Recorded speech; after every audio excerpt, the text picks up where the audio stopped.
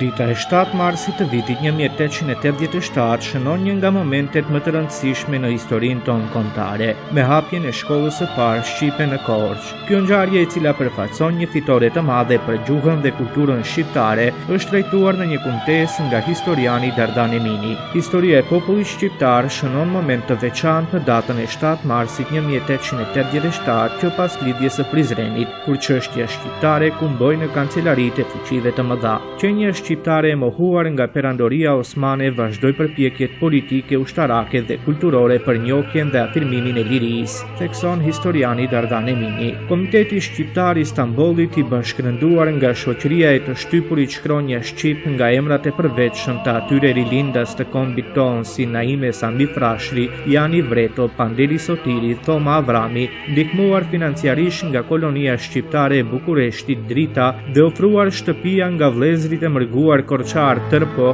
arritën që në emrin e Pandeli Sotirit të merrnin leje nga pushtuesi otoman e më datë 7 mars të vitit 1887 të hapin shkollën e pare laike kombëtare në Korçë, me Pandeli Sotirin drejtor të parë, shkruan historiani Dardan Emini, i cili shton se shkolla e parë shqipe e njohur edhe si mësonjtoria që shtyllë ndritur në lëvizjen kombëtare për liri e pavarësi. 35 nxënësit e parë të regjistruar dhe të tjerët më pas, 15 vite sa funksionoi, u bën veprimtar të dalluar të çështjes kombëtare, nënvizon Emini. Mësonjtoria në gjirin e saj pranoi nxënës të përkatësisë muslimane e krishtere, përkundër që nxënësit musliman nuk u lejuan nga pushtuesi turk. Pandeli Sotiri dhe Petronini Luarasi e paguan me jetë aktivitetin e tyre abdetar për arsimimin, zgjimin e rilindjen abdetare e kulturore të kombit shqiptar. Për kujtesë për mësonjtoren e parë shqipe, rilindasi që i jetësuan dhe arsimtarët që kontribuan në periudha të ndryshme